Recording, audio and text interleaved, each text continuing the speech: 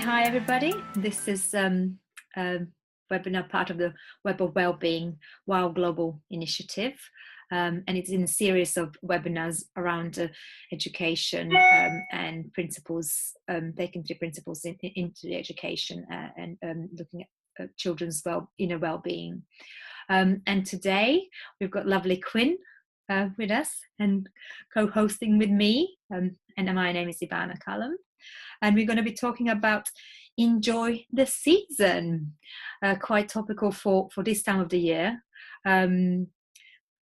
So maybe Quinn, do you want to start off? Sure. Well, I really enjoyed our conversation the other day when we were talking about, what does this mean for us? And we went back to our childhoods and really looked at, the season, this December and what it was like for us growing up and, just what we saw in our own parents as we were enjoying the season. Because as a child, so many of us just get so excited about it all and all the gifts that we're going to get at the end of the month. But I think one thing that really resonated with me was just watching our parents, and especially for me was my mom, because that was the time of year that she really did a lot of baking, and she just seemed to ease through the day, or the weeks, preparing for the holidays. And I'm from a family of 4 kids, so there was a lot going on in our family. But now that I'm a parent, it's like, wow, how did she do that? Because I go, there's so much on my plate to think about and to get done before the special events. And, as we had certain rituals or celebrations that we did growing up, so I wanted to make sure I have that with my family. And I think one of the things you and I talked about was combining 2 families, you and your partner, and how to bring those celebrations together and then make your own as your own family. And so there could be a lot of thinking that goes on around that. Yes. So, sorry, go ahead. Yeah, absolutely. It's bringing all those different traditions together, right? Mm-hmm. Could drive us crazy. Indeed. And yet when we slow down and we start looking at what this season's all about, and I love it, keeps coming up to me, is peace on earth and goodwill towards men. And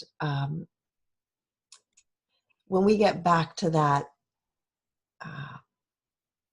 idea, that understanding, that's all we need for the season, all the to-do list kind of melts away a little bit. It doesn't become so stressful and so demanding, because we're just getting back to the essence of what the season is really all about, and the good feeling that we want to create in our families in those moments. And knowing how to get back to that, because I know I get stressed out because I tend to wait to the last minute to get my presents. And so it's like chaos in the mall. But just being able to recognize, what it's all about at the end of the day. I really like what you're sharing, Quinn, there. It's interesting to me that I've come across principles not that long ago, probably comparing to Quinn. So probably about just over 4 years ago now. So to me, I had a very, very different view of my life and my experience and how I interacted with my children. It kind of looked to me, there was a lot of those responsibilities of raise children in certain way that fell on me, which added a whole lot of pressure. So having to kind of maneuver my kids or trying to get them to do things in order for all of us to have a nice experience. And of course, comes to the December, that kind of seemed to be exaggerated almost, because it felt like such a special time of the year. But then those few years back, coming across principles, fundamentally things changed for me. The way I've kind of seen, you know, the way I create the experience, I suppose, and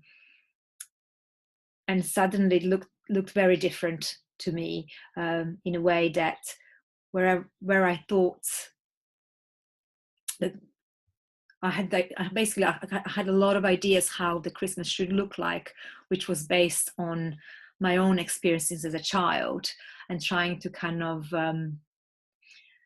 well, I suppose extend them to my family.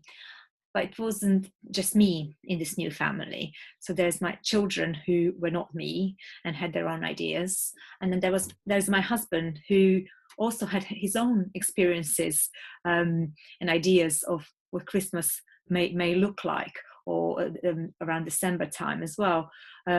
So it when I didn't have an understanding of how to create experiences, it looked very hard to try to maneuver everybody to sort of kind of fit in within that.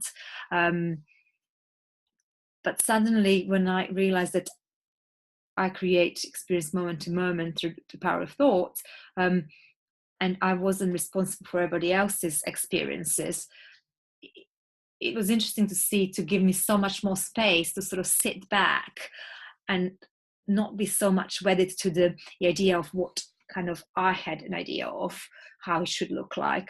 It gave me a bit of more space to sort of allow different experiences to come to the surface, which I thought was just very different. Yes, very, very different. Mm. Yeah, I like that. It kind of reminds me of belief systems. You know, we have this belief about what Christmas should look like or the holidays should look like based on or maybe our past, instead of really just being present to this moment and what it is in this moment. You know, I grew up in a large family, and it was a huge celebration, and now I'm a single mom, and I had this strong belief of what Christmas and holidays need to look like. And that paradigm changed for me in terms of my little family. So I had to, uh, it's almost like letting go of the belief of what family really is. Because if we go back to peace on earth, there's no form to that. You know, I guess I think of it quiet, there's a quietness. I think of snow. I mean, I'm in Canada, so we have these beautiful moments, not so much in BC, but when I lived in Ontario, of the snow falling. And there's just a beautiful quietness that comes outside when the snow is falling. And it always happens right around Christmas time. And there's a peacefulness around that. And you can't put your finger on it. It's a feeling that's inside of you. And then I think those belief systems just start to melt away. Whatever's going to show up in those moments are going to happen. And if your heart is bringing you into one of those little things that you do, then it'll unfold naturally, which is what I love about this understanding. Is just kind of gives you that freedom to experience maybe some of those special moments you've had in the past and bring them forward, and then also create some new ones in this moment. So, like, for an example, I usually get a fresh tree for Christmas. And last year I was going to visit my mom. The girls and I were visiting my mom in province next to us. And so there was no point in getting a fresh tree. So I have this sort of a fake tree, but it's bamboo tree kind of. So that's what we decorated for Christmas. That was our tree for the few days that we were home, just so that we actually had some kind of a tree in the house with the lights going. But you know what? That's going to be our memory from that Christmas in our decorating, right? It was like we got creative, kind of what Richard was talking about earlier about our creativity. It just pops up. It's like, oh, well, let's do that. And so it made it a nice memory for what we had last year.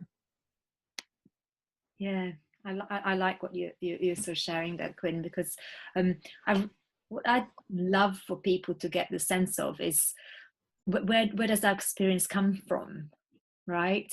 Um, we're so quick to sort of have an experience and then attach it to something that's happening outside of us. So when you spoke about, the idea of Christmas and snow outside, and that was amazing and a kind of lovely feeling to it. We could very quickly sort of think that a feeling of that experience came from the event or from the circumstances that we're in. But we as human beings just do not work like that. And that was the biggest insight for me, because it looked to me like a lot of the circumstances that I was experiencing were the things that were creating my feeling and my experience. I literally fell back on my bum when I had an insight. We do not work like that.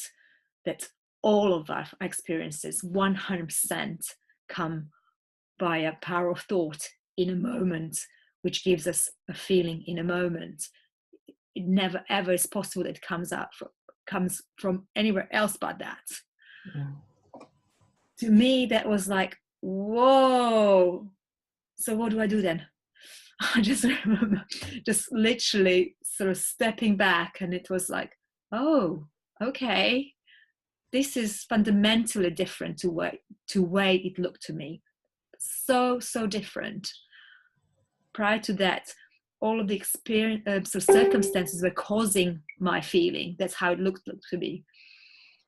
So what happened then is I starting to see all of those ideas, what you talked about, how something look like our Christmas or our December period, what should look like, which probably was based on my own sort of creation of what, in my mind, what that should be looking like. And also,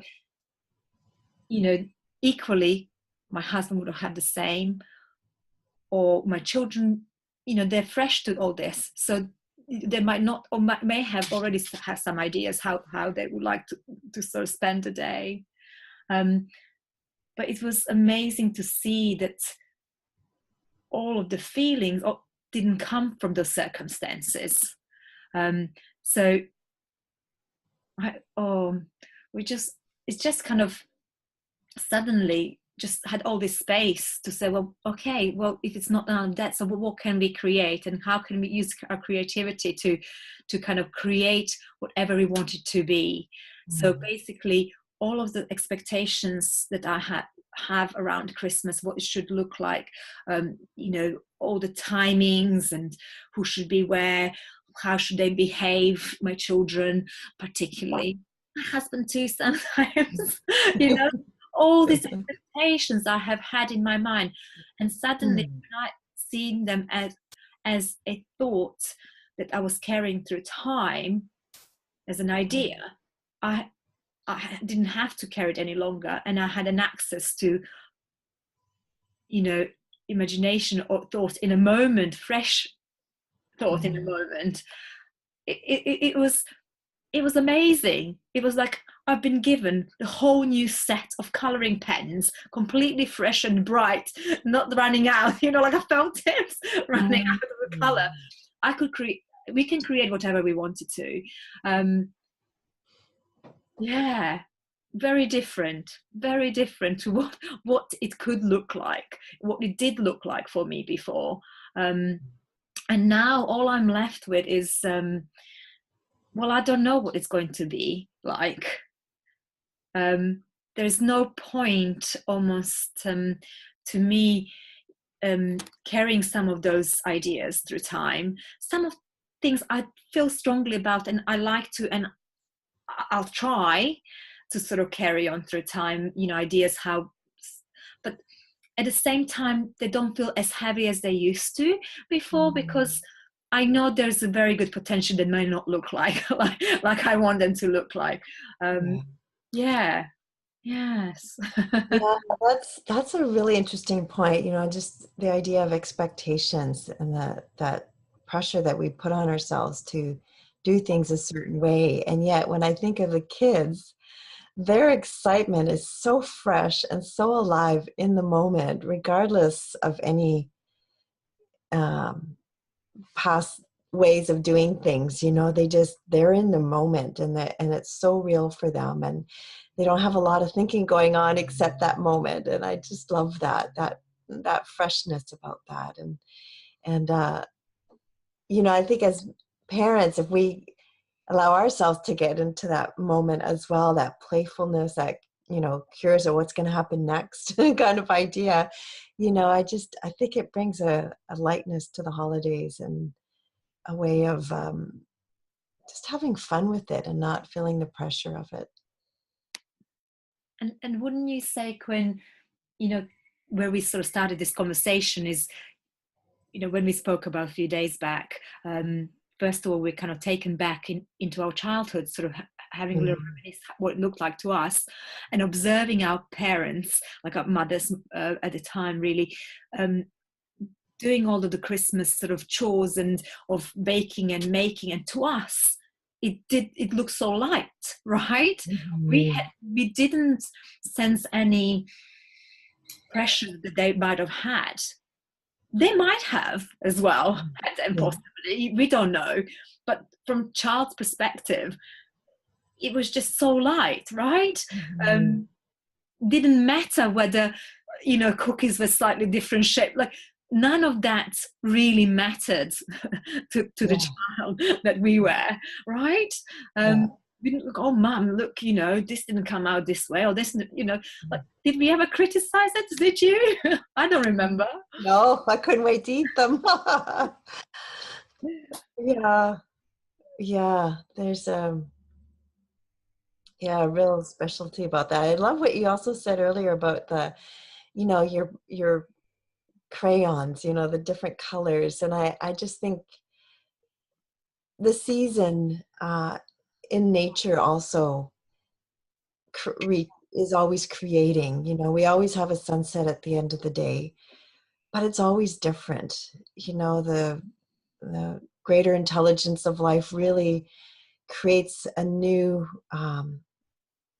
painting in the sky every night. And I just think of our inner life is like that as well, regardless of the to-do list. You know, it's always refreshing itself and giving us that opportunity to really enjoy what this month is all about. Um, and what I love about understanding these principles is that when I get into that place, I could come back to this place of joy, and it can be that simple. And I know we've all talked earlier about, you know, that one moment that got us where it's like, oh, this makes sense. And the metaphor that came up for me was, you know, the gum at the bottom of my shoe, and when I get stuck in a certain mood or something, I just can't let it go. And then a friend of mine said, well, don't you think we all experience that from time to time? It's like, oh, right. You know, that's a human thing, that we can get into the muck, but it's also a human thing to get out of it and to get back into that beautiful place.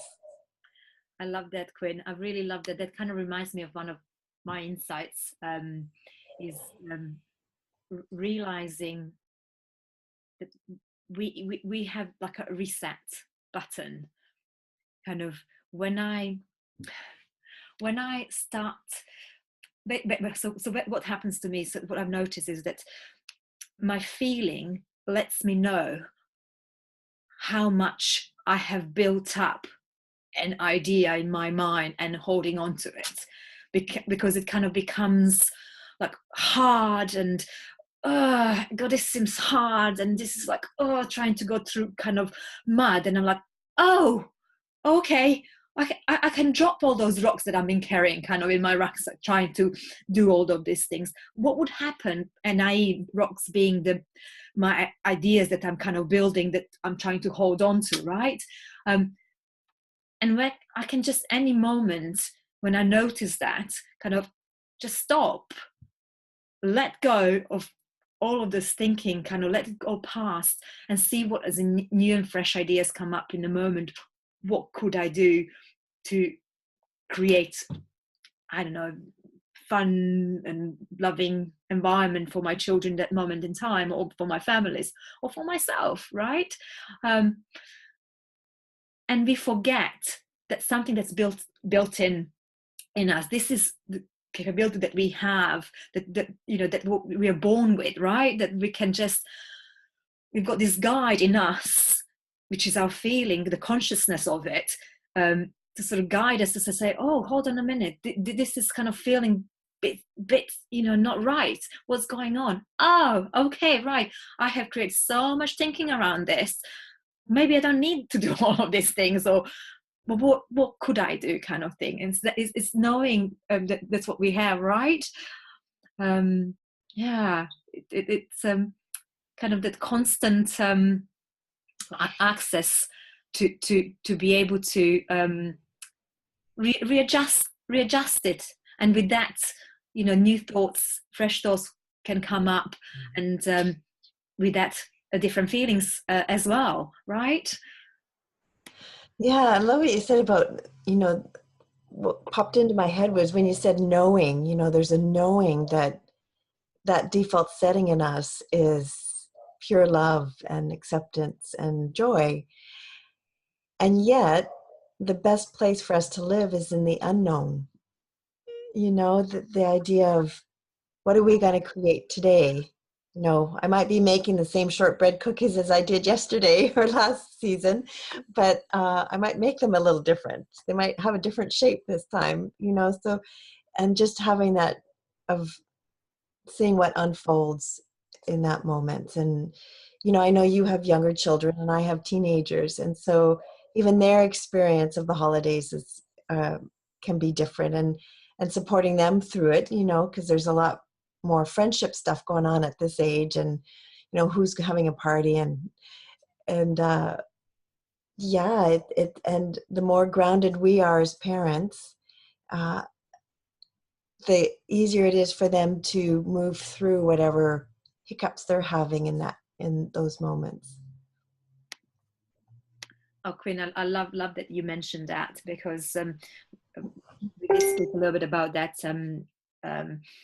when we spoke last week. How different, you know, so we have this idea that we sussed it up, right? We've kind of got it, right? We got this formula, right? And it's really worked one Christmas, yeah, and this is it, and then we think we need to just do exactly the same thing next Christmas, right? Except our children are year older. We are a year older as well, right? Time hasn't stopped. You know, everything carries on moving.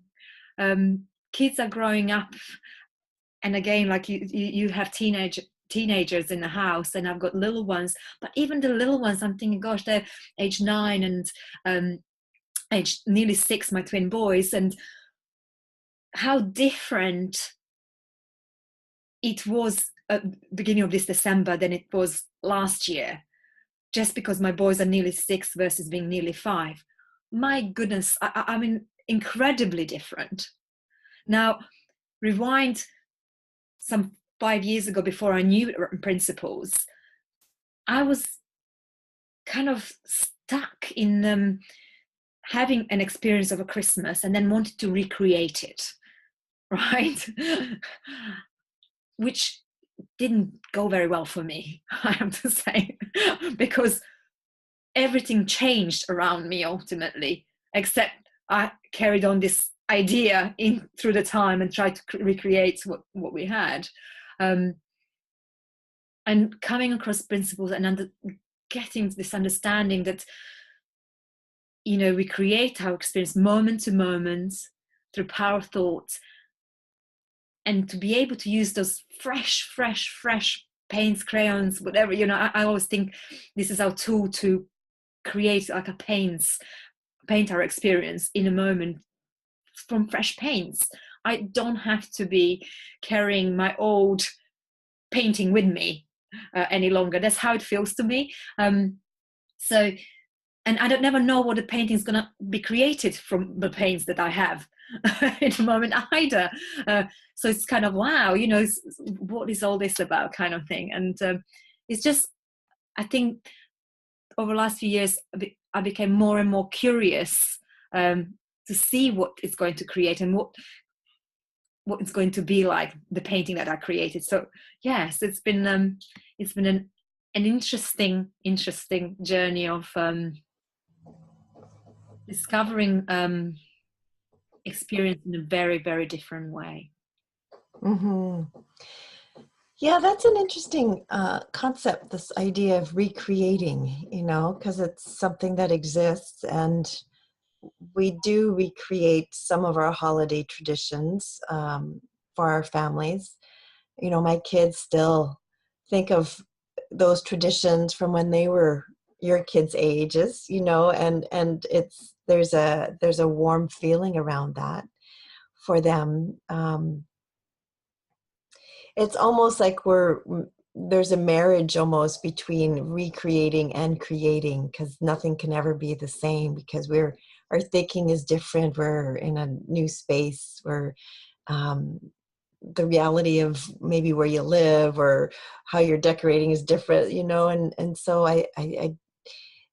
uh,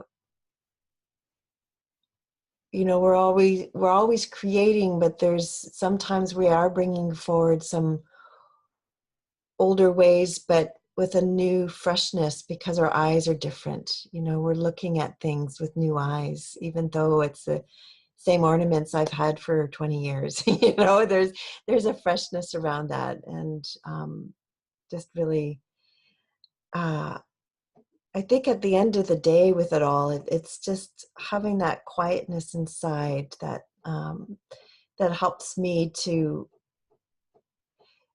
be present with my kids. Like right now, they're at the end of first term for school, and my daughter's applying for postgraduate school next year because it's her last year in high school. And wow, the demands on her is so high. So I don't even think she's even thinking about Christmas yet, because this is all the stuff that she has to get done. And yet we're decorating, and she was a part of that. And it's just, I think our mood really creates a space for Christmas to be an internal experience. It's not about December 25th. It's about this moment of feeling what this season is really all about, and looking at our circumstances and our outside world can never touch that piece. That was really powerful for me to hear, that regardless of our circumstances, situations, you know, family challenges, whatever, that will never touch that sacred place inside of us that's already whole, that's already full of grace and love and, you know, appreciation for this moment. And that to me was beautiful to really see that. That's lovely. Very peaceful it sounds. When we, you know, when you kind of drop into that space. Oh, yeah. Yeah.